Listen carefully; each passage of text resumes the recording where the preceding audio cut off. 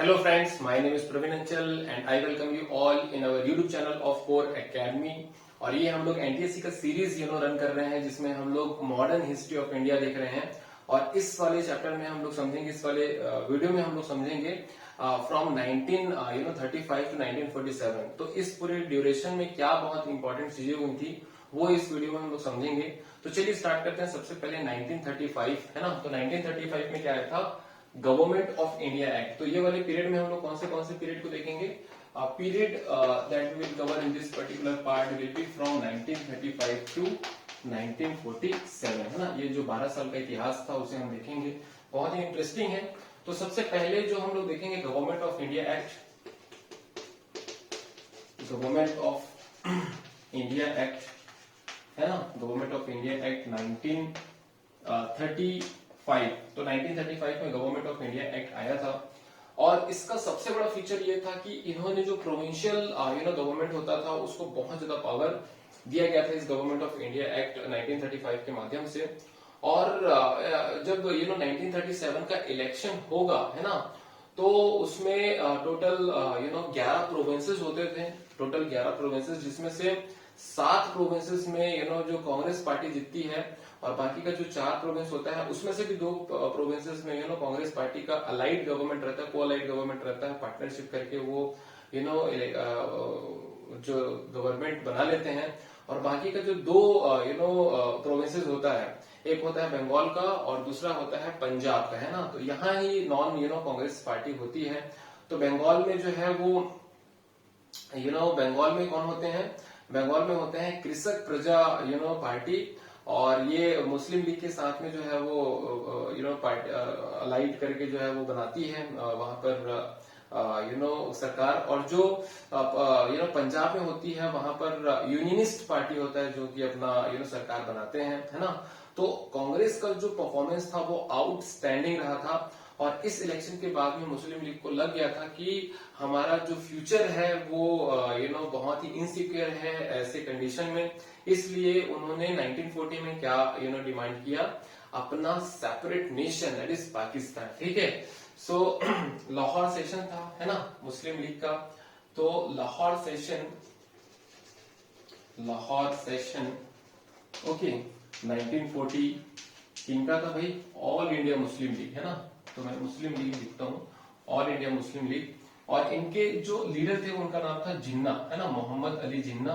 ठीक है, मोहम्मद अली जिन्ना। और इन्होंने सेपरेट कंट्री का डिमांड किया यहाँ पर से, जिसको कहेंगे पाकिस्तान है ना। तो इन्होंने यहां से पाकिस्तान का जो है वो डिमांड किया। ओके, पाकिस्तान जो शब्द था उसको देने वाले सबसे पहले व्यक्ति का नाम था 1933 में ये शब्द आया था है ना, चौधरी रहमत अली ने दिया था ये पाकिस्तान का नाम। किन्होंने दिया था? चौधरी रहमत अली ने। और इसको प्रैक्टिकल शेप दिया मोहम्मद अली जिन्ना ने है ना। मोहम्मद अली जिन्ना ने 1940 में जो है लाहौर सेशन से पाकिस्तान का डिमांड किया। उसके बाद में 1942 ओके, सो 1942 में जो है भारत में एक क्रिप्स मिशन आती है ना। Cripps mission came in Bharat. Okay, Cripps mission 1942। अब इनका क्या था? क्रिप्स मिशन इसलिए भारत में आया था क्योंकि उस समय ना वर्ल्ड वॉर 2 भी चल रहा था, अगर आपको याद हो तो वर्ल्ड वॉर 2 चल रहा था between allied power and axis power. और जो एक्सिस पावर में जापान बहुत ही पावरफुल कंट्री थी, ठीक है, जर्मनी, जापान और इटली थी। तो जो जापान है ना वो बहुत जबरदस्त तरीके से पूरे साउथ ईस्ट एशिया को कब्जा करते हुए बर्मा तक आ पहुंची थी। और जो ब्रिटिश ईस्ट इंडिया कंपनी को, सॉरी ब्रिटिश गवर्नमेंट को जो है वो बहुत ज्यादा डर लग गया था कि कहीं वो भारत के ऊपर भी कब्जा न कर ले। इसीलिए उन्होंने क्रिप्स मिशन को भारत में भेजा ताकि वो लीडर से बात कर सके और भारतीयों का सपोर्ट हासिल कर सके in this war of world war 2 है ना। तो क्रिप्स मिशन इसीलिए भारत में आया था ताकि वो भारतीयों का जो है वो सहयोग प्राप्त कर सके, हेल्प प्राप्त कर सके in this world war 2, so that वो जापान से उनको प्रोटेक्शन मिल सके है ना। तो ये याद रखिएगा, क्रिप्स मिशन 1942। उसके बाद में बहुत ही फेमस ये एक मूवमेंट हुआ था जिसे कहते हैं क्विट इंडिया मूवमेंट है ना। क्विट इंडिया मूवमेंट ओके, बहुत ज्यादा फेमस था ये क्विट इंडिया मूवमेंट। तो देखते हैं क्विट इंडिया मूवमेंट क्या था। इनके भी जो लीडर है वो कौन होंगे? महात्मा गांधी जी होंगे। क्विट इंडिया मूवमेंट जो है वो अगस्त 1942 से जो है वो चालू हुआ है ना। 8 अगस्त को इसको प्रपोजल पास किया गया था। और उसके बाद में ये जो क्विट इंडिया मूवमेंट में गांधी जी ने नारा दिया था डू और डाई का, मतलब करो या मरो का। और इस क्विट इंडिया मूवमेंट जैसे ही स्टार्ट होता है, कई सारे लीडर्स को ब्रिटिश गवर्नमेंट अरेस्ट कर देती है ना। इसमें कई सारे यंग लीडर्स भी पार्टिसिपेट करते हैं, जैसे कि जयप्रकाश नारायण है ना, राम मनोहर लोहिया। तो ये कुछ बहुत ही यंग लीडर्स हैं जो कि आगे जाके बहुत बड़ा नाम बनेंगे, है ना। तो याद रखिएगा क्विट इंडिया मूवमेंट बहुत ही इंपॉर्टेंट मूवमेंट था। ये लास्ट बड़ा मूवमेंट है और इसके 5 सालों बाद हमें क्या मिलेगी, आजादी मिलेगी। उसके बाद में जब ये क्विट इंडिया मूवमेंट स्टार्ट हुआ ना, तो 1943 में मुस्लिम लीग ने एक और मूवमेंट स्टार्ट किया, जिसे कहते हैं डिवाइड एंड क्विट मूवमेंट, है ना। मतलब इसका मतलब क्या हुआ कि आप पहले डिवाइड कर लो, पाकिस्तान बना दो, फिर उसके बाद ब्रिटिशर्स को भगा दो, है ना, क्विट करा दो उनको, ठीक है। क्विट इंडिया मूवमेंट मतलब कौन क्विट करेगा, ब्रिटिशर्स क्विट करेंगे ना, ब्रिटिशर्स छोड़ेंगे, ठीक है। भारत छोड़ो आंदोलन, है ना। तो 1943 में मुस्लिम लीग का क्या नारा था, डिवाइड एंड क्विट मूवमेंट, है ना। उन्होंने एक सेपरेट मूवमेंट स्टार्ट किया, मतलब आप डिवाइड कर दो, पाकिस्तान बना दो, फिर ब्रिटिशर्स को यहां से भगा दो, ठीक है। तो इस तरीके का मूवमेंट उन्होंने भी स्टार्ट किया। उसके बाद में जो है 1945, ओके। तो 1945 में जो है वर्ल्ड वॉर 2 ओवर हो जाता है। World war 2 was over in 1945। और 1945 जब वर्ल्ड वॉर 2 ओवर होता है तो कई सारे इंटरनेशनल एजेंसीज बनते हैं, जैसे कि यूनाइटेड नेशंस हो गया, है ना। ऐसे कई सारे एजेंसीज बनते हैं, है ना। तो इनका जो इन्फ्लुएंस रहेगा वो भारत के ऊपर भी रहेगा। जो कॉलोनियल कंट्रीज हैं उनके ऊपर भी प्रेशर बढ़ा कि जो उनके कॉलोनीज हैं उनको वो रिलीज करें, ठीक है। तो इसी बीच में जो है 1945 में, ओके, 1945 में जो है एक कैबिनेट मिशन आता है भारत में, ठीक है। Cabinet mission plan, fine. Cabinet mission plan आता है 19 और ये जो है ना, ये बोलते हैं कि जो मुस्लिम लीग का डिमांड है, ओके, मुस्लिम लीग का जो डिमांड है सेपरेट नेशन का, उसको ये ना रिजेक्ट कर देते हैं, ठीक है। जो कैबिनेट मिशन है वो इसको रिजेक्ट कर देते हैं कि हम जो है ये पर्टिकुलर डिवीजन नहीं कर सकते हैं।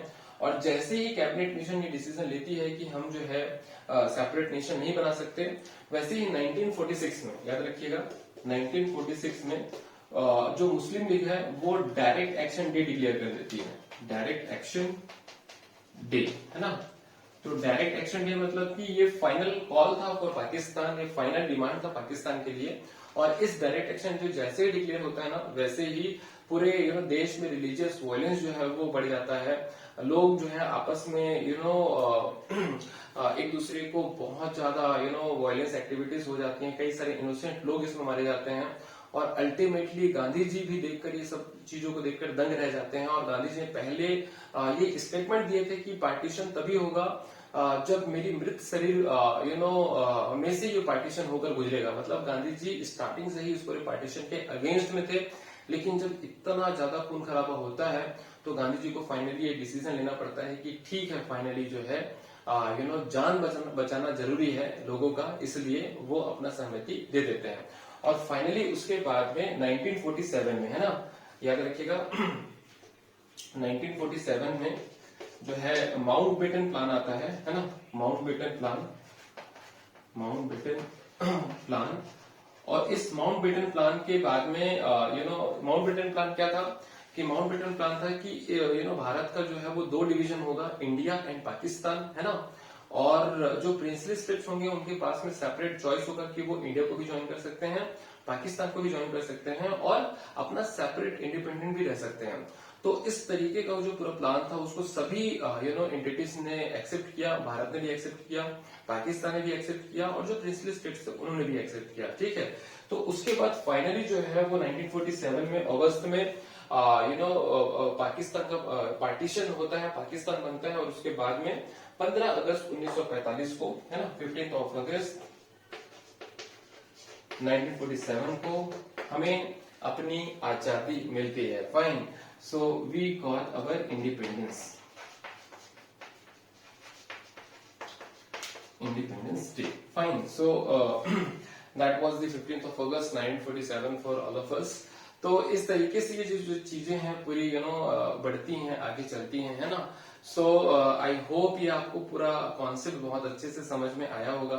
चीजें बहुत इंटरेस्टिंग है, हमारे देश से रिलेटेड है तो और भी मजा आता है ना। कुछ डाउट, कोई प्रॉब्लम, कोई परेशानी हो तो बिल्कुल कमेंट करके पूछिएगा, है ना।